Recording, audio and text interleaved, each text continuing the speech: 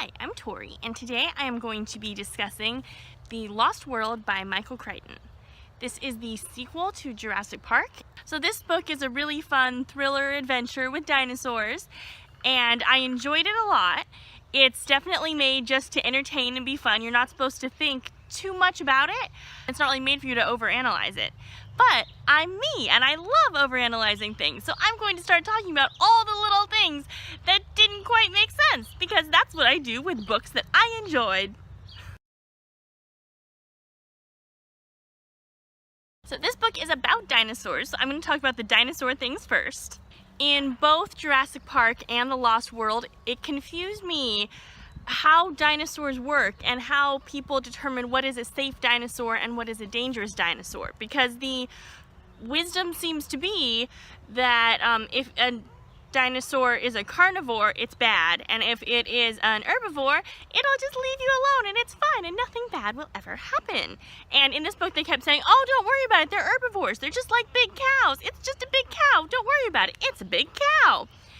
And I feel like Michael Crichton has never stood in a pasture with an angry cow, because cows don't want to eat you, but that doesn't mean they're safe and they won't hurt you, especially if they have babies around, or if they're in a bad mood, or if you're annoying them.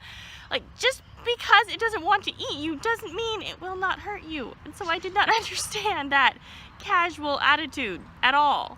So it was really fun to see the dinosaurs in here, and there were some really cool ones. I loved it that the T-Rex parents were able to track their baby, and that the people didn't really know how, but that there were reasonable ways they could have. You know, it could have been through some kind of heat detection or smell or sound, or just something that wasn't noticeable to humans, not on a scale that we can see. But I thought that was really fun that they could do that. It was a nice little touch. I also thought the two creepy camouflage dinosaurs were awesome, and you know, at the end they added a lot of tension and they were just so much fun. They didn't really end up attacking that much or doing anything, and they were afraid of the light and were pretty easy to defeat, but it was such a fun idea, you know, these invisible dinosaurs. So I think my biggest problem with this book was that the pacing felt a little weird. The first book was amazing and it held my attention and it just built to this great climax, and you could just feel the tension building throughout the whole book. And in this one, it started out like that. You know, for the first half of the book, we're trying to figure out what's going on in the island, we're trying to get to the island, and then we get there and everything's fine and the tension just goes away, and now it's a book about watching a bunch of researchers do field work, which could be interesting, but that's not what this book is trying to be. And within this book, the rules of how to stay safe from dinosaurs and how to interact with them seemed like they changed throughout the book. Because, you know, when you first get to the island, Evan goes in by himself with just him and Diego, I believe was the guide's name. And they go in and something eats Diego and it's terrifying and oh no, what's gonna happen? And then everyone shows up to save him and he's like, oh yeah, I'm just wandering around on the ground with these dinosaurs. And in the last book, you know, being somewhere in any amount, within running distance, within, you know, like miles of a raptor was dangerous, or within miles of a T-Rex was dangerous. You know, just being around, they would track you down and they would attack you. But here it's just like, oh yeah, I'm gonna wander around on this island, I'm gonna climb up in the trees and play with cameras, I'm gonna go investigate things, nothing bad is gonna happen to me. And it seemed like it was fine, you know. They built their high hide, which was a way to stay safe from the dinosaurs because they were elevated. And it sounds like they were elevated right to eating level, so that the dinosaurs wouldn't even have to bend over to eat them. They could just reach over and have a snack. And I don't get how suddenly being a little bit taller protected them magically. And I understand that their trailers were supposed to be really heavily reinforced and really, like, safe.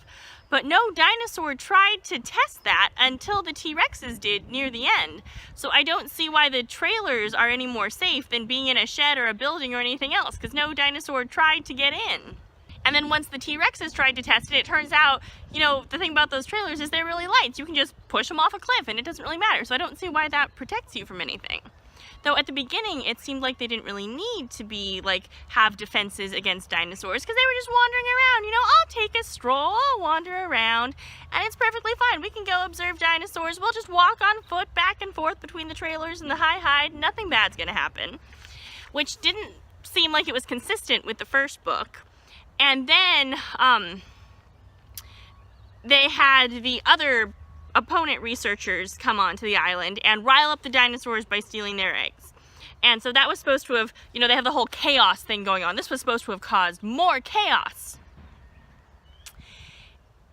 And in the end, you know, the guys who are trying to steal the eggs don't make it, you know, and it seems like it should go back to the beginning. You know, nothing has really changed from like pretty much the middle of the book when they get there to like this end section of the book where it actually starts getting chaotic again.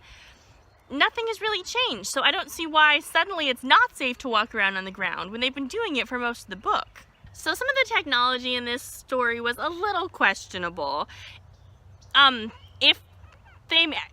guess you could build a computer network that was solar powered or wind powered or something, and you know, like just if it was really well made, then it might keep itself going. It seems unlikely based on how often computers break down now, but I guess if you had billions of dollars and spent like set up like a military grade system, then maybe. I also thought it was crazy for the electric car that Thorne and Eddie designed. I know that electric cars weren't as much of a thing when this book was written. It came out in 1995, and so they weren't as common as they are today. But still, the reason it was an electric car is because you know that you're going to somewhere in the jungle where there won't be any gas available, and you need it to be very sturdy and very reliable. And Thorne was amazed. Oh wait, Eddie put in a circuit breaker at the last minute, which means if the car shorts out, it's not completely dead. So he designed this car and thought, okay, I'm going to take this electric car and stick it in the middle of the wilderness somewhere and hope it doesn't get wet, because if it gets wet, it will be dead.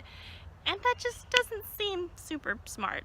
So it was interesting at the end when Dodgson and Bazleton and King show up to try to steal dinosaur eggs, they had that sound device, and I don't know if anything like that is possible or exists at all. Somehow I kind of doubt it exists. It might be possible. I don't know. I don't know anything about the science of it.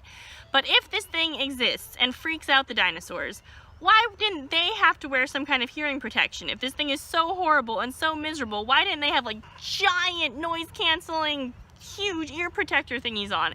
It doesn't make any sense to me that this would terrify dinosaurs that much, and the people would just be like, oh yeah, I don't care, this doesn't bother me at all, but I'm gonna use it to defend myself against a T-Rex, you know. So it's been a little while since I read the last book, and so I don't remember all the details perfectly, but I got the sense in the last book that all of the people who survived were going to be locked down in a facility by the local government from where the whole adventure happened for the rest of their lives. And if the best case scenario, they'd be trapped there forever. Worst case scenario, they'd be killed because people didn't want this secret to get out. So I was a little surprised that, you know, they mentioned, oh yeah, people were just off living their lives and stuff. And so I'd be curious to know what happened and how they managed to get out of that government facility and why everyone is just allowed to go around living their lives like nothing happened. So if this was a movie, I would understand why Alan wasn't really in it anymore. You know, they couldn't get the actor, they wanted to do different people. But this is a book and they could have had him in, so I didn't understand why he just wasn't there and why Ian Malcolm was suddenly the main character. So Malcolm was an interesting character because in the last book, he was the annoying character who was there to be annoying and occasionally make a good point, but mostly be annoying. And Alan was the protagonist. And so because Alan's not there anymore, now suddenly Malcolm is the protagonist. And then they added Levin to be the obnoxious scientist guy. But Malcolm is still the same character, so he'll occasionally have annoying scientist moments, and then he'll be the protagonist. So it was kind of weird. It was like he was trying to be both characters at once. So the character of Levin was supposed to be obnoxious, but it was very annoying. So he was spending all this money to commission all these fancy high-tech trailers and high-hide and everything so that he could go to the Lost World. But then when he found the Lost World, he didn't bother taking them. So either he didn't really need them and he was just throwing money around, or he had all this stuff commissioned and decided, oh, I'll just go like 2 days earlier, you know, because it doesn't matter if I die. I spent all this money on stuff that I don't really need. So that made no logical sense. And then he was a very unlikable person. There was no one in this book who liked him even a little bit. So I couldn't understand why they were all racing in from around the world to try to meet there and save him when no one even liked him and he did some fairly stupid things and kind of got himself into the situation. So Dr. Thorne and Eddie were my favorite adult characters because they were just engineers who built all these fun toys, and they had fun with them, and they seemed the most smart apart from the whole bringing the baby T-Rex to the trailer thing. But you know, they actually had common sense, and I liked them most of all the adult characters. So Sarah was an interesting character. She was supposed to be this great role model, you know, that the kids looked up to her and everything, and she was so smart and everything. But then she decided that she was going to fly to Costa Rica, I believe it was, to meet these people. She tells maybe her research assistant where she's going, and by where she's going, I mean to what country she's going. So maybe the person she was researching with knows she went to this country. Not where in the country, just she was going to this country. Maybe they know what airport she flew into. That is all. And she didn't tell the assistant any time that she would be back or when to contact her or anything like this. So maybe one person in the world kind of knows where she is. She gets there and meets someone who has heard of the person she's meeting. And he offers her a ride on his boat, and she says, sure, I'll go with you. She doesn't tell anyone where she's going. She's never heard of this person in her life.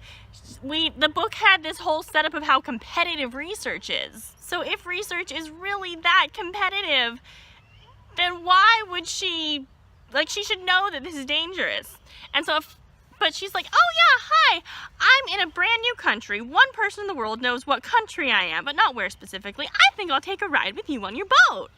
And at first I thought she was just being kind of naive and overly trusting and ignorant, kind of like in the movie Jewel of the Nile, where she's like, hey, I'm gonna go with you and not really think this through, and oh, that could have been dangerous, whoopsies.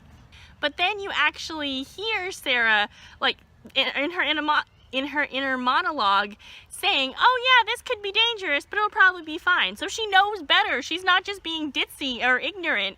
She's willfully making bad choices. So, you know, I'm not going to say she deserved to get pushed off the boat, but it was sort of inevitable. So I thought Kelly and Arby were very interesting. So Kelly is 13 and Arby is 11. And they're these kids who are research assistants to Levin, who is a terrible human being with no common sense or thought process. He doesn't think things through at all. But still, I couldn't believe some of the stuff he did to these kids. You know, this is a book about cloning dinosaurs and bringing them back to life, and then they hide from you because they can camouflage and all this stuff. And the most implausible part of the book for me was the way the adults treated these kids, because they would never get away with that in real life. First of all, Levin is being followed by some kind of a private investigator, and he knows he is, and he knows it's for some kind of big company that does loads of corporate espionage and murder and all kinds of crazy stuff.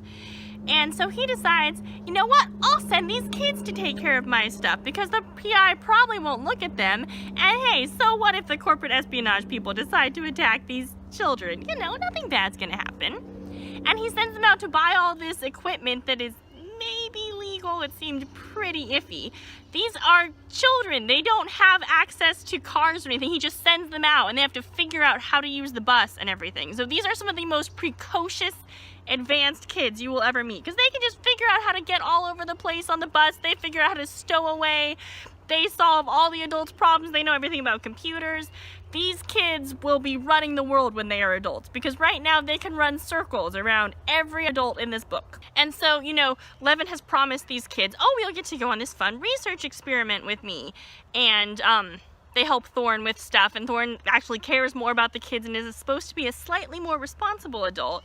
And he says, oh, kids, I know we promised you could go, but you can't, sorry. And so Thorne and Malcolm are just like, okay, kids, you stay behind. You figured out half the stuff about how we located Levin, but you know, you have to stay behind. And they're in some kind of a creepy warehouse district at night. And the adults say to the 13 and 11-year-olds, okay, go home, kids. No, can I offer you a ride? Can I at least walk you to the bus station or make sure you have money for the bus? Just go home, kids, because that's totally responsible. And then the kids show up and the adults at least know that this is not a good thing, that the kids are on the island. But then it's lucky for the adults that the kids are there, because they managed to figure out all the computer stuff and they managed to get all the escape plans. Like, the kids are the people who save everyone from the dinosaurs in this book. It was amazing how much stuff they managed to pull off.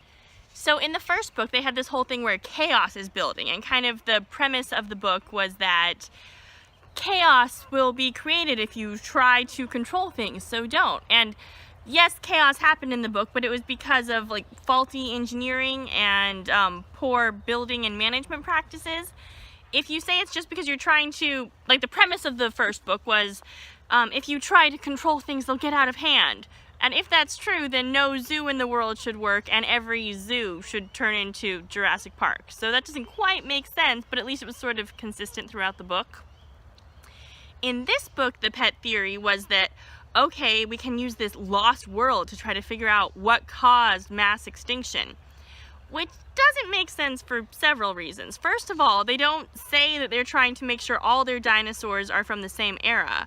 I don't know if they were or not. I don't know anything about dinosaurs, but they never say, oh yes, all these dinosaurs coexisted together. They could have been from all different times. I don't really know. Second, they've been alive for 5 years. And the characters kept saying, oh, let's watch them. Let's try to figure out how extinction happened and what traits about these dinosaurs made them go extinct. And you're going to watch that in one human lifetime with dinosaurs in these wildly different circumstances to how they were originally existing on Earth, and suddenly know why they went extinct. That makes no sense at all, so I didn't get that. And the whole, it was building, there's something wrong on this island. Why did the dinosaurs die so young? Why are there so many predators? And it turns out they have this disease that they got from eating sheep. And so that will make it so that they can't know why dinosaurs went extinct. And that is not the reason they can't know. There are so many other reasons that this idea would not work. And so I thought that was very anticlimactic. It was also really interesting to me. All the researchers in the book kept going on about, oh, we're going to observe this without changing anything. We don't want to change anything. We're just here to observe. Which is why we're going to fly in on helicopters and drop big, expensive hunks of metal on the ground that we're going to use as our bases. And I'm going to try, making dinosaur calls to see if they'll listen to me. And we're going to throw our trash on the ground. This is not how you behave when you're trying not to influence things. And, you could have a debate about whether it's possible to observe things without influencing them, but you don't need to in this book because they're not even trying. And like the candy bar thing, I know they just put that in so that later, the dinosaurs would smell the candy and come climb up the high to get to them at the end. But it was so stupid. I used to be in a 4-H club that put on petting zoos for kindergartners, and one of the first things that we taught them was, okay, it's important not to leave your trash in here because the animals will eat it. And if a kindergartner at a really cheap school carnival petting zoo can figure out not to feed trash to the animals, you'd think researchers could do it. I also thought it was interesting that in the first book, they had this whole thing, oh, a T-Rex can't see you if you don't move. And then I don't actually know if that's remotely true or not, or if we even have any way of figuring that out. I don't know if maybe Michael Crichton learned something new, but then it's interesting because they undo that in this book and they say, oh no, that's not true. The only reason it worked in the last book is because the T-Rex had just eaten a goat, so it wasn't hungry. And that's not really a thing, even though we used it a bunch in the last book. Okay, so I want to know what any of the actual plans were in this book for how Levin or Thorn or Malcolm or anyone planned to leave the island. Levin just said, oh, drop me off, I'll see you later, and expected everyone else to take care of it. Okay. So then Thorn and Malcolm show up, and their plan is to go to an abandoned island and tell a helicopter to meet them. And if they're not at the rendezvous point at that specific time, then the helicopter's gone. I mean, in best case scenario, nothing bad's happened. You're going camping in the land of friendly bunnies. You don't think something might happen that would need you to have the helicopter wait for more than 5 minutes to pick you up? It does not seem like a smart plan. They should have had a better exit strategy or some way to call for help or something. So those are all the things that confused me about this book. I really did enjoy it. It was a lot of fun reading it, and I would recommend it for a fun, lighthearted time with dinosaurs.